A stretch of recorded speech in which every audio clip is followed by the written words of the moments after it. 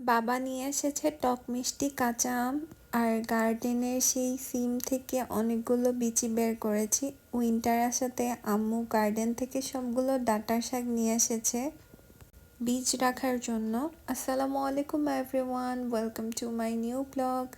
Winter চলে এসেছে, তারপরও মাশাল্লাহ আমাদের গার্ডেনে এখনো অনেকগুলো রোজের কলিও আছে। আজকে একটা রোজও ফুটেছে। আমার এই রোজটা অনেক ফেভারিট, তাই সকালবেলা আগে এসে আমি এই গার্ডেনের রোজগুলো দেখে নিই। কাঁচা আম কেটে পিস পিস করে ঝাল ঝাল করে খেয়েছি, অনেক মজা লেগেছিল। দুপুরে খেয়েছিলাম কাঁচা আমগুলো।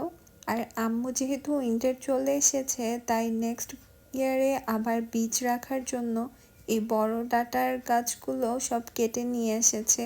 যেহেতু উইন্টার চলে এসেছে, অনেক ঠান্ডা বাতাস বাইরে, তাই বীজগুলো নষ্ট হয়ে যাবে।